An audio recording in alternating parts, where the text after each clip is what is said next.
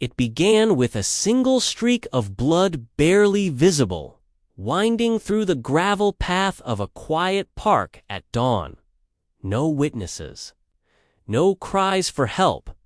Just silence and something deeply wrong. What followed was a chilling investigation that peeled back the layers of a carefully staged life. A missing woman no one expected to vanish, and a man hiding in plain sight. This wasn't random. It wasn't impulsive. It was a blueprint of obsession executed in shadows. And at the end of that blood trail wasn't just a crime scene, but a secret so disturbing it would change everything the town thought it knew about safety, love, and trust. This is the story of how one trail of blood exposed a predator and how the victim's voice refused to stay silent. Most people never think twice about a red stain on the ground. Maybe it's paint. Maybe it's oil. Maybe someone spilled something and forgot to clean it up. That's what 32-year-old Melissa Granger thought. She got closer. It was 6:07 a.m. on a Monday morning. The air was cool, the neighborhood still half asleep, and Melissa was finishing the last mile of her routine jog through Pine Grove Park, a clean, quiet suburb where not much ever happened. But that morning, something felt wrong. As her sneakers hit the concrete, she noticed a thick, uneven trail across the pavement. At first, she kept running, but curiosity got the better of her. She slowed, knelt down, and touched the edge of it with her sleeve. It was dark red, still wet, still warm. The trail wasn't a puddle. It was a line. It curved unnaturally across the path, almost like something had been dragged. It continued for nearly 2 blocks through trimmed grass, over a chain-link fence, and into the edge of a wooded lot behind a school playground. There was no body, no sign of a struggle, just blood. A lot of it. She backed away, her hands shaking, and called 911. Her voice trembled as she tried to explain what she was looking at, but she could barely get the words out. There's blood. A lot of blood. But no one's here. Police arrived within minutes. First patrol, then detectives, then forensics. The area was sealed off by yellow tape. Officers examined the length of the trail, marked it with cones, took photographs. Every so often, one of them would pause and stare into the woods like they were waiting for someone or something to come walking back out. The blood was fresh, still sticky. No animal could have lost that much, and it didn't just pool, it moved, as if someone had been crawling, resisting, bleeding out with every inch. The blood had gaps, like there had been stops and starts. Hesitations, desperation. News vans arrived by late morning. The whispers had already started. Was it a woman? A child? Was it a robbery? A hit? But as footage from aerial drones hit the evening news, capturing that long crimson path cutting through the neighborhood, like a wound, one thing became terrifyingly clear. Someone had been taken, and they had bled badly, but no one knew who, no one knew how, and no one knew where they were now. By the end of that day, the police would have a name. But in the hours that followed the discovery, all they had was a question that would haunt the town for weeks. How does a person leave behind that much blood and simply vanish? Like each drop might whisper a secret. It started near the park bench where Melissa Granger first spotted it. But as it curved down the gravel walking path, it became more erratic, thicker in some areas, smeared in others, like someone had stumbled, fallen, maybe tried to crawl.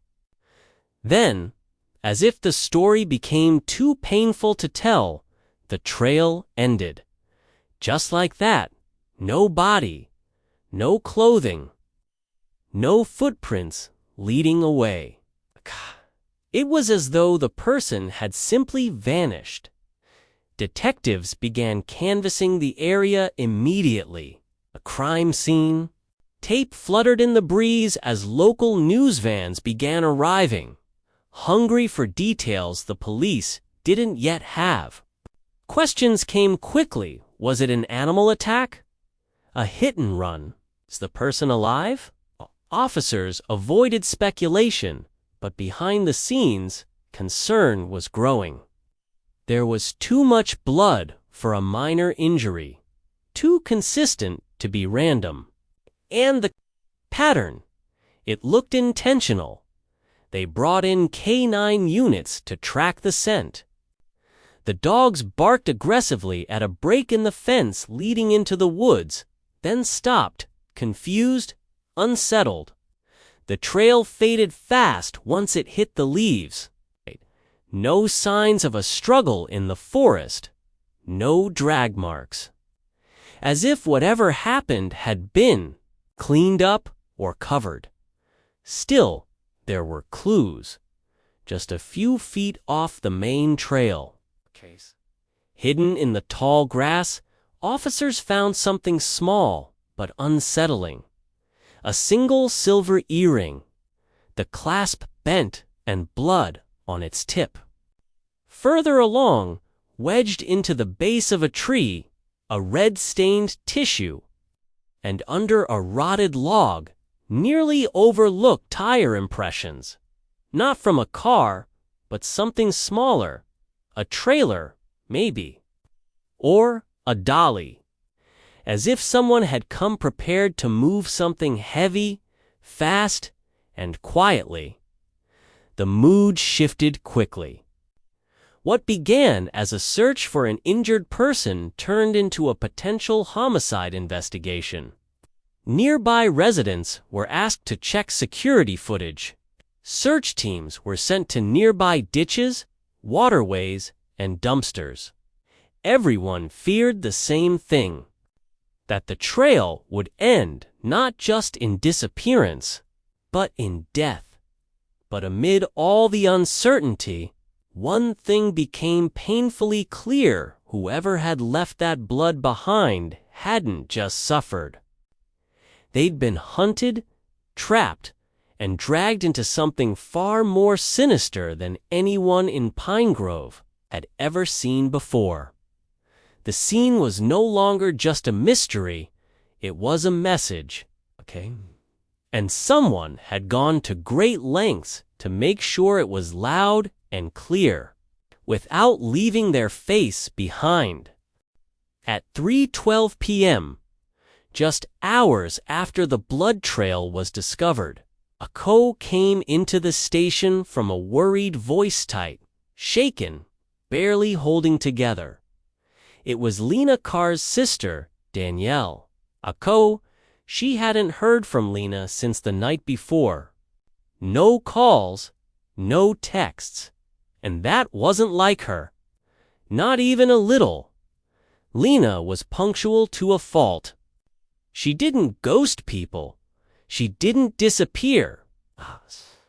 If she was running late, she'll let you know.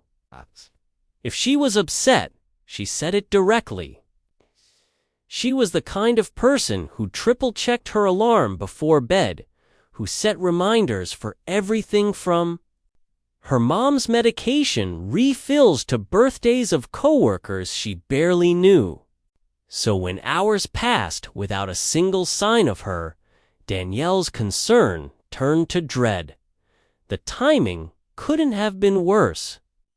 That same morning, Lena hadn't shown up for her shift at the clinic. At first, her coworkers assumed she might be sick or had car trouble. But when she missed her 9:30 a.m. appointment, patient she'd seen every Monday for 2 years, alarms went off. They called. No answer. They texted. Nothing. By early afternoon, Lena was officially reported missing. Detectives immediately made the connection. Age, physical description, last known location, it all lined up. The proximity of her apartment to the blood trail was chilling. Less than a mile.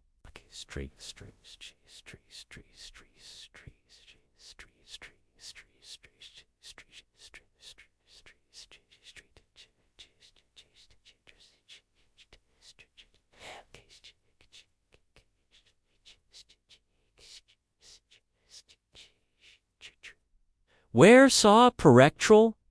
Where's secrecree? Where is section bublet? Cruster? Where's cuckard? Subdep?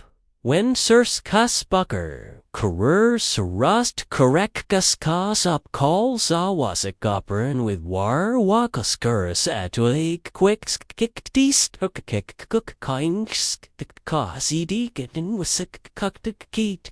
Spooked the second I could then something of that see it or take that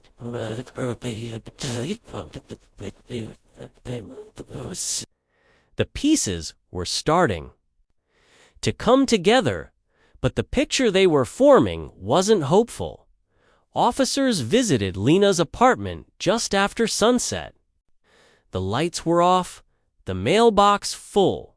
Nothing looked forced or broken, but inside, the normalcy became unnerving. Her purse was still on the counter. Her apartment keys were in the bowl by the door. Her dinner half prepped was sitting on the stove, untouched. Her cat meowed from under the couch, clearly hungry, clearly alone. And then they found her phone charger, still plugged in. Her favorite cardigan hung neatly on the back of the chair. A paperback sat face down on her bed. A bookmark wedged near the final chapters. There was no sign of a struggle. No overturned furniture, no blood, no broken glass. It looked as if Lena had stepped out for a second and just ... never come back. But the silence said otherwise. It felt staged, too still, too untouched. And in that stillness, the investigators understood something critical. Whatever happened to Lena Carr didn't happen in her home. It happened out there, somewhere between the park and the unknown. A search warrant was issued within the hour. Her car was missing. Her phone was off. Her last known digital activity had occurred the night before, just after 10:40 p.m., and her name until then just one of many in Pine Grove, was now the center of a growing storm. The blood had a name. Lena Carr was no longer just missing. She was in danger. Lena Carr didn't live loudly. She didn't post every meal online or share her private life in filtered snapshots. Her world was quieter, smaller, deliberate. And maybe that's what made her disappearance so jarring.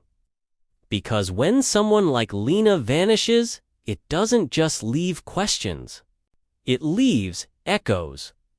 Born and raised in upstate New York, Lena moved to Pine Grove 3 years ago to start fresh. No drama. No running. Just ... space. She took a job at a rehabilitation clinic, working with elderly patients recovering from injuries and surgeries. Her coworkers described her as gentle but firm, always ready to listen, never late, never unkind. She walked to work most days, stopped for coffee at the same corner cafe, ordered the same drink, said good morning to the same people. She had a rhythm, a pattern, and within it, safety. Her apartment was cozy, lived in, minimalist, but warm. A book stacked on the coffee table, soft jazz playlists on rotation.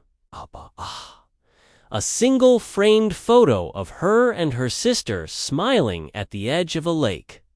Her neighbors often saw her carrying groceries upstairs alone, or tending to a small balcony garden she planted herself: lavender, mint, and tiny tomatoes. She wasn't a ghost. She was present. She kept her circle small. Lena had no criminal history, no financial issues, no drug use, no history of running away. And yet, there were a few details, small, quiet cracks in the perfect glass. 6 months before her disappearance, she ended a relationship. Friends say she didn't talk about it much, just that it was getting uncomfortable. There were no fights, no drama, nothing public. But when one friend pressed her about it, Lena had only said he didn't take it well. She never gave a name, never offered details, and no one pushed her for more. She changed her phone number shortly after that, switched her route to work, began double-locking her door, something she had never done before. Our sister noticed she'd become more private in conversations, more cautious. There were times Lena seemed distracted, watching over her shoulder, checking her phone like she was waiting for something or someone. But then she'd smile and brush it off. The last text Lena sent was to her coworker, confirming she'd see them on Monday morning. The last call she made went unanswered. She didn't leave any goodbye notes, didn't take anything with her. She just vanished, as if someone had carefully erased her in the middle of a chapter. Her life had been one of quiet patterns since someone forced her out of it. And the deeper investigators looked, the more they began to wonder who was watching Lena Carr before she disappeared, and how long had they been planning it. Disappearance, there's a window, a narrow stretch of time between the last known sighting and the moment the trail goes cold. That window, for Lena Carr, was just under 3 hours. And within it, buried in pixels and timestamps, the police found something they hadn't expected. It started with a traffic camera on Ashmore Road, a quiet, 2-lane street Lena often took to avoid downtown traffic. At 10:28 p.m. the night before the blood was discovered, her car appeared in frame, a silver Honda Civic, license plate clean and visible, taillights glowing in the dark. She was driving alone, calm, nothing out of the ordinary. 7 minutes later, a gas station camera caught her pulling into the lot. She parked in the far corner under the only broken light. She walked inside quickly, head down, no eye contact with the cashier. The footage showed her buying a coffee and a bottle of water. No snacks, No conversation. She looked distracted, anxious. But it was what happened after that changed everything. At 10:42 p.m., Lena stepped outside and paused on the sidewalk. She took out her phone and dialed. For 20 seconds, she waited. The call didn't go through. She tried again. Same result. She stared at her screen for a moment, then turned and looked behind her just for a second. Then she got in her car and drove off. Police traced the call. It had been placed to an unregistered number, a burner phone, one that had pinged a cell tower less than a mile from where the blood trail was found. At the exact same time Lena was driving home. They went back to the gas station footage and reviewed every angle. That's when they noticed it. Another car, a black sedan, parked across the street, lights off, no driver visible. But it arrived 4 minutes before Lena did, and left less than a minute after she pulled away. No plates, no clear face. But the timing was too precise to be a coincidence. Investigators checked nearby businesses, doorbell cams, traffic signals, anything that could follow her after she left. But the Civic never appeared on camera again. Somewhere between that gas station and the gravel path where her blood would be found, Lena disappeared. The timeline was shrinking, the mystery tightening. She'd been seen. She'd been followed. And someone who knew her, or knew how to watch her, had been there, waiting for the right moment to act. In less than 15 minutes, Lena Carr went from visible to vanished, and the only trace she left behind was a quiet call, an unanswered ring, and a trail of blood winding into darkness. The call Lena made just before she vanished wasn't random. It wasn't a wrong number. It was a direct line to someone she knew, though the number was tied to a prepaid burner phone with no registered name or contract. Digital forensics rarely stops at the surface. Using cell tower, triangulation, device metadata, and a pattern of past signals, investigators found that the burner phone had been active for only 11 days. It had made only 5 calls during that time, all to Lena. 3 unanswered. 1 just. 2 days before she disappeared. The last, the night she vanished. And though the phone was registered anonymously, its signal pattern betrayed it. It had frequently pinged near a single apartment complex across town, and security footage from that building grainy, dark, but just clear enough caught a familiar figure coming and going on the nights those calls were made. Ethan Cole, Lena's ex-boyfriend. The name had floated quietly in early interviews. Mentioned by friends and family, but never as a threat. They'd broken up nearly 6 months ago. There were no restraining orders, no reports filed, no police record. At worst, friends said he was clingy. A little controlling, maybe. But Lena never went into detail.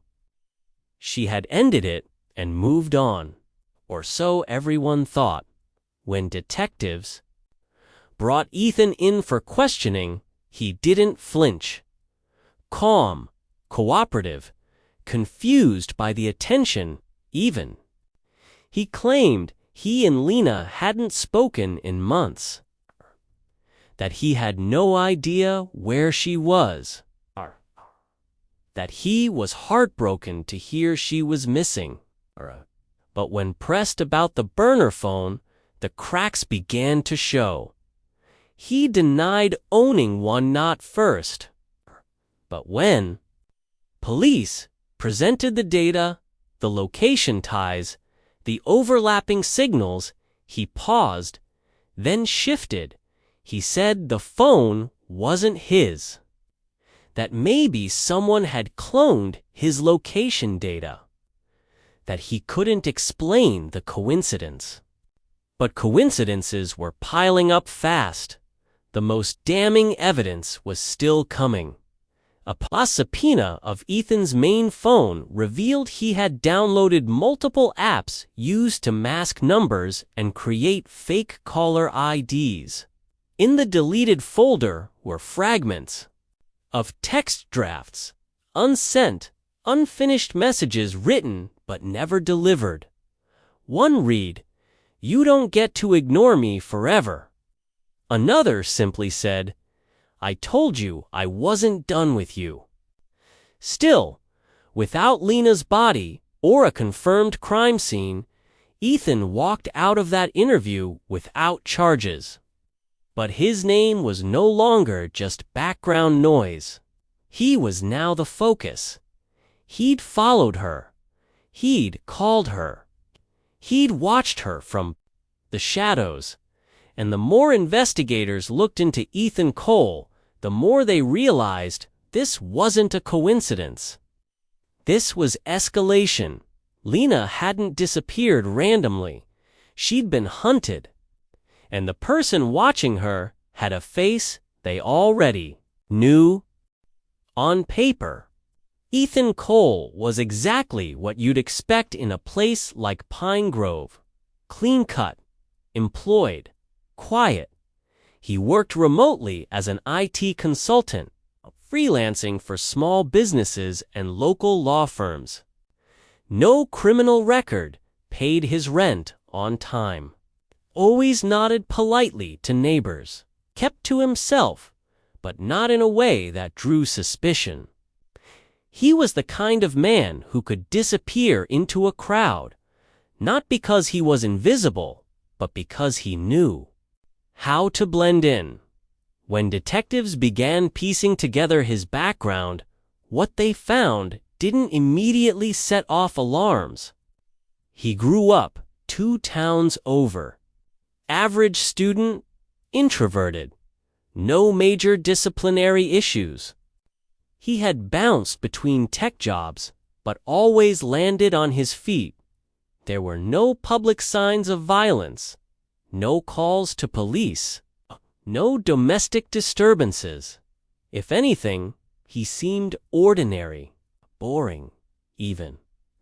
But there's a difference between ordinary and practiced. Neighbors recalled seeing Ethan on late-night walks, always wearing headphones, eyes down. One neighbor mentioned something odd: he often walked without a dog, without a phone, just pacing the street at night. Another remembered catching him watching their house a little too long before nodding and turning away.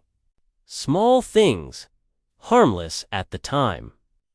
Forgettable till now. Lena had met him at a local bookstore nearly a year before the breakup. He struck up a conversation in the non-fiction aisle. She described him to her friends as nice, maybe a little intense, but smart. Their relationship moved quickly. At first, he was attentive, affectionate, texting her first thing in the morning, offering to drive her to work, making surprise dinners. But after a few months, the affection turned possessive. He questioned her friendships, monitored her social media, pushed her to distance herself from people close to her. When Lena ended the relationship, she didn't give many details, just that it wasn't healthy. She never accused him of violence, never filed a complaint. She did something that now seemed very deliberate. She cut off contact completely, changed her number, blocked his accounts, moved her routines around. Quiet moves to avoid someone who didn't seem dangerous, just persistent. But persistence in the wrong person is just obsession with patience.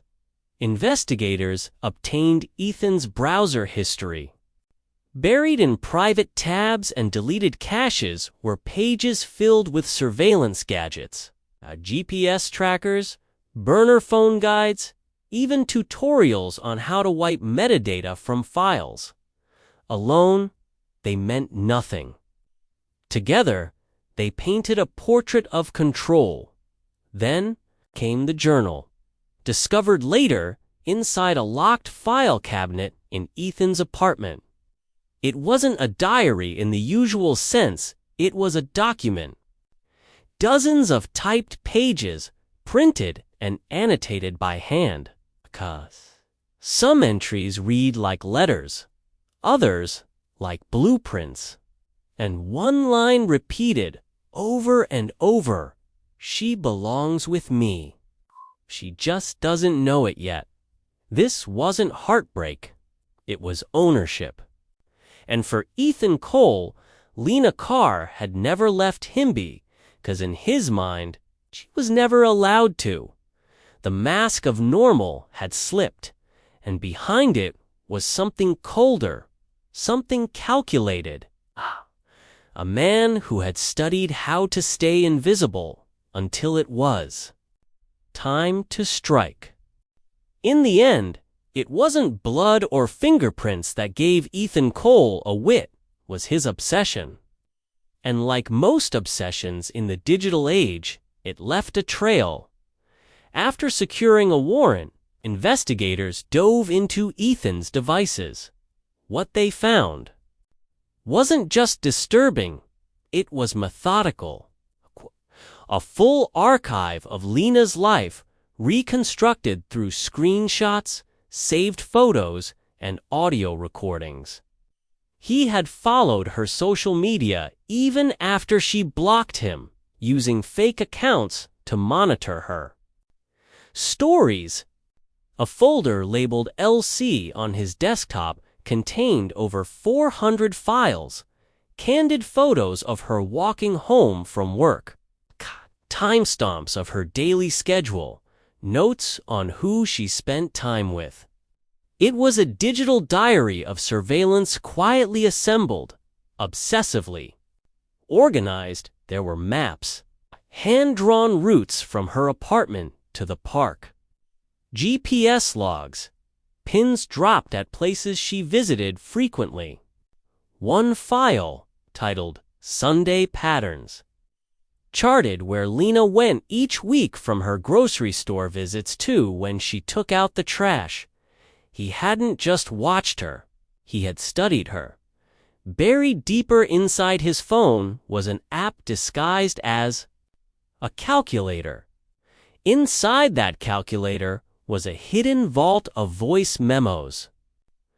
Recordings of Ethan talking to himself, often late at night, piecing together fragments of conversations he'd had with Lena months earlier. In one chilling clip, he whispered, "She walks past the same coffee shop every Thursday. Alone.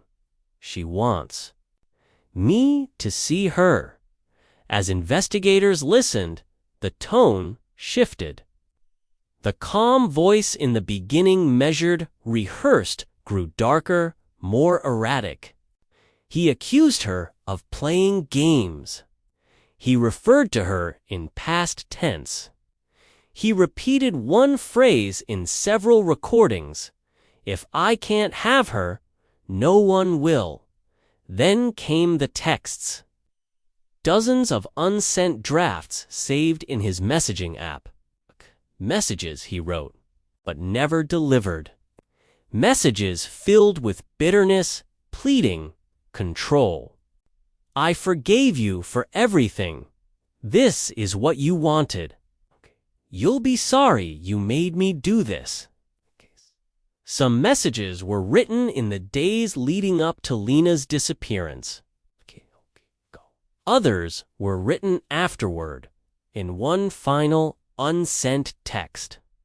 Time-stamped just hours after the blood trail was discovered, Ethan wrote, "They won't find you." It wasn't just obsession, it was possession. A belief that Lena didn't belong to herself, but to him. That her movements, her choices, her silence were all part of a game he refused to lose. The digital evidence was no longer circumstantial. It was confessional. Ethan Cole had documented his descent into madness step by step, line by line, without realizing that in doing so, he was writing his own indictment. He had watched Lena through a screen for months. Now, the world was about to see him for who he really was.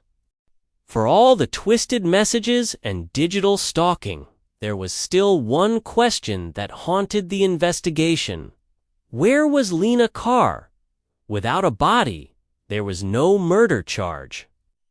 Without a confirmed crime scene, there was only suspicion, deep, justified, terrifying, but legally fragile. But blood. Blood doesn't lie.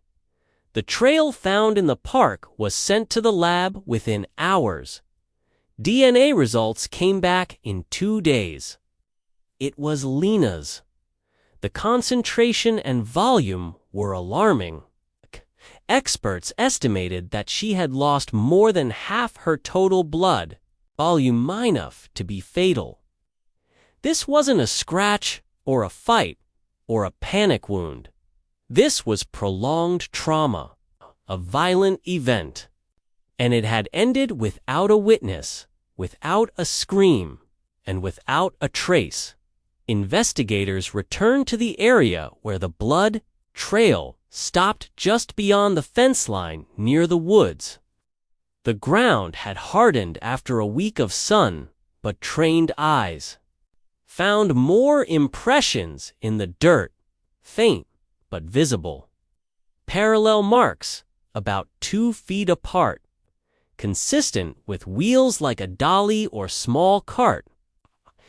Someone had moved something heavy through that grass. Something bleeding. Then came the breakthrough. 3 miles from the park, in a quiet industrial alley rarely used by locals, a silver Honda Civic was discovered. Lena's car, abandoned, locked, hidden behind an empty storage unit. On the outside, it looked untouched. No broken glass, no sign of forced entry. But inside, the story changed. Blood smears on the inside of the passenger side door. Dried spatters near the gear shift. Wiped in places, but not well. Neath the seat, tucked into the rail, a single strand of long brown hair. Lena's under the floor mat. Technicians found trace amounts of a cleaning agent, bleach, mixed with another compound designed to destroy. DNA. Someone had tried to sanitize the scene, but they missed a spot. Even more damning, in the trunk lining, lodged deep in the fabric, was a partial fingerprint. It wasn't Lena's. It was Ethan Cole's. He claimed he hadn't seen her in months, that he didn't know where she was, that they'd ended on respectful terms. But his fingerprint in her trunk canned her blood on his path told a very different story. Confronted with the evidence, Ethan changed tactics. He stopped speaking. No more cooperation. No more rehearsed politeness. Just silence. Bold. Unreadable. Silence. But science kept speaking. Forensics matched the footprint from the blood trail to a rare brand of hiking boots ones Ethan had purchased online 3 months earlier. The size matched. The tread pattern matched. There was no room left for doubt. Lena's blood was on the ground. Her blood was in the car. And Ethan Cole's fingerprint was at the scene. He hadn't just watched her. He had taken her. T was a map hand-drawn, found among Ethan Cole's journal pages that led investigators to the cabin. No street address, no coordinates, just markings and crude directions scrawled in red ink across the back of an old water bill. A narrow highway, a dirt service road, a right turn after the fallen pine, 4 miles from the last cell tower ping. A location only someone deliberately hiding something would choose. Remote, isolated, forgotten. A search team followed the map early one morning, accompanied by dogs, drones, and 2 detectives who knew they were about to see something they could never unsee. At the end of the path, swallowed by trees, was a single-story wooden cabin. Rotting porch, boarded windows, no visible electricity, no plumbing. The air was heavy with pine and mildew, the kind of place that didn't feel abandoned but paused, like someone had left it in a hurry, or was planning to come back. They reached the door just after sunrise. Inside, the air was thick and sour. The cabin wasn't large, 3 rooms total, but every inch had been used. The walls were covered with maps, newspaper clippings, photos. Not of celebrities, not of world events. Just Lena. Blurry photos of her walking home, shopping, eating at a cafe. Some were taken from inside her apartment window, zoomed in, intimate. Violated. In the back room, investigators found something worse: a mattress, chains bolted to the floor, a plastic bucket in the corner, duct tape.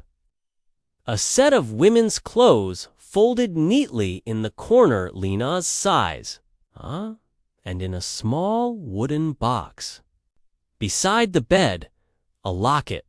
Inside it was a photo of Lena, carefully cut and pasted next to a picture of Ethan, as if they were a couple, as if they had belonged together. The walls were soundproofed with insulation and layers of tattered blankets. There was no light, no ventilation. A single flashlight was taped above the doorway. On a dusty shelf, investigators found a journal, newer than the one at Ethan's apartment.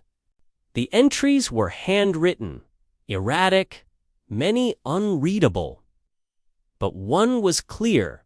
It read, "She stopped screaming after the first day." The team stepped back, quiet, shaken. No words passed for several minutes. Just silence and the growing weight of certainty. This cabin wasn't just a hideout, it was a prison, and Lena Carr had been here. There were no signs of her body, no fresh remains, but forensic teams found more of her blood dried on the mattress, in the wooden floorboards, even under the bed where she may have tried to hide. Enough to know she had suffered. Enough to know she had fought. And yet, something lingered. Possibility no one wanted to say out loud. What if she was still alive? If Ethan had taken her here, could he have taken her somewhere else? For 12 days, Lena Carr had been missing, presumed dead. her blood traced across sidewalks, her car abandoned, her face now printed on posters, shared in prayer circles, broadcast on every major news station across the state. Pine Grove grieved. Her family mourned in quiet, private devastation, clinging to hope but bracing for the truth. And then, the phone rang. It came from a payphone at a truck stop 3 counties over. The voice on the other end was hoarse, barely audible. The words were simple, shaken, stunned. "My name is Lena Carr. I need help." Within hours, detectives were on the scene. Lena was found slumped behind the counter of a 24-hour diner, wrapped in a borrowed coat, barefoot, bruised, and exhausted. The staff had no idea who she was, just that she had come in looking like she hadn't slept in days. Her hands trembled. She wouldn't meet anyone's eyes, but she spoke her name, and it broke the case wide open. She had escaped, not walked away. Escaped. Lena was taken straight to a hospital under protective custody. Her body bore the signs of captivity: bruises on her wrists and ankles, healing cuts, weight loss, dehydration. But she was alive. And for the first time since this nightmare began, her voice was finally heard. She told them everything. The night she disappeared, she had been tricked into meeting Ethan after he threatened to hurt someone she loved. He claimed to have been watching her sister, said he just wanted to talk. But the moment she stepped out of her car, it was over. He struck her, drugged her, dragged her into the woods, where a dolly and restraints were already waiting. She awoke in the cabin, chained to the floor. No windows, no sense of time. Just Ethan, pacing, watching her, whispering to himself. He brought food twice, water once. He told her this was a lesson, that if she stopped fighting, it would be easier, that they could start again. She pretended to agree. Late one night, he left the door unlocked, maybe out of trust. Maybe distraction, maybe arrogance. She waited until the moment was right, slipped from her restraints, and ran through the woods, through the dark, with no shoes, no direction, no idea if he was chasing her.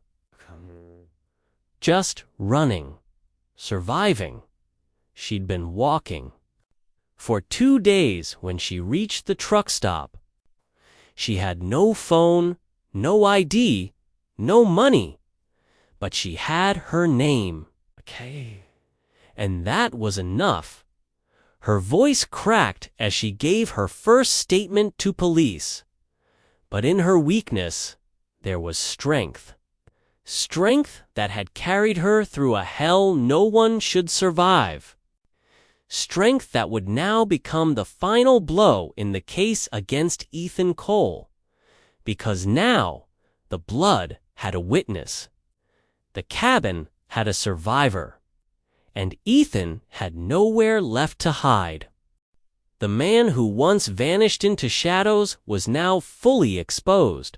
By the time detectives reached Ethan Cole's apartment with an arrest warrant, the story had already spread. Lena Carr was alive. She had escaped. And she had named him. But Ethan wasn't. His apartment was empty, neatly arranged, as if he'd left for a weekend trip. The bed made, the fridge half-stocked. His laptop gone. His phone left behind, wiped clean. But on the kitchen counter, folded into a single page, was a handwritten note: "They wouldn't let us be together. Now they'll never understand." No signature, just those words, and a growing sense of urgency. A statewide manhunt began within the hour. Airports flagged, highways monitored, borders alerted, his face plastered across every screen. And for the first time, the people of Pine Grove saw him for what he truly was: not a quiet man, not a polite neighbor, not a heartbroken ex, but a predator, a coward, a man running from the truth he had created. He didn't get far at 6:41 a.m. the next morning. A state trooper spotted a man walking barefoot down a service road outside Bellwood County. Hood pulled over his face, hands in his pockets. He didn't resist. He didn't run. Just looked up with tired eyes as the trooper stepped out of the car and said his name. Ethan Cole said nothing. He was taken into custody without incident. No struggle, no denial.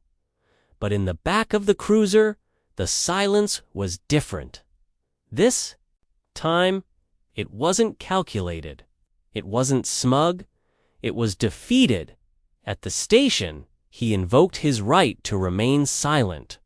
No confessions, no emotion. But he listened as Lena's statement was read aloud. He flinched when they described the cabin, looked down when the photos of the blood trail were laid out, and when asked if he understood the charges: kidnapping, unlawful imprisonment, attempted murder, he nodded. Once, slowly, that would be the last time. Ethan Cole had control of anything. He was charged formally later that week. No bail, maximum security. And as news spread, Pine Grove breathed for the first time in days. Parents let their children outside again. Runners returned to the park. And Lena, scarred, though changed, was finally safe. Ethan Cole had planned every detail, every move, every lie. But he forgot the one truth monsters always overlook: the silence doesn't last forever. Justice doesn't arrive all at once. It comes in stages, like recovery, like grief. For Lena Carr, the arrest wasn't the end. It was the beginning of a new kind of battle. The trial began 6 months after Ethan Cole was taken into custody. The prosecution had more than enough: forensic evidence, digital stalking records, audio recordings, journal entries, and, above all, Lena's testimony. But that didn't make it easy. Lena sat in the courtroom just feet away from the man who had tried to erase her. She wore long sleeves to hide the scars and spoke quietly into the microphone, her voice steady but raw.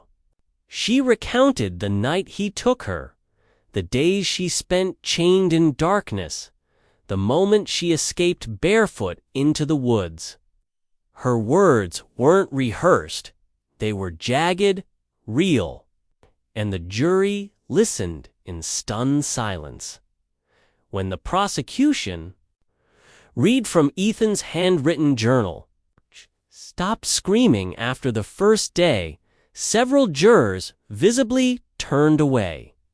There was no redemption in his story, no misunderstanding, just control, obsession, and violence. Ethan's defense tried to claim mental instability, that he was unwell, delusional, incapable of understanding his actions. But the premeditation was undeniable.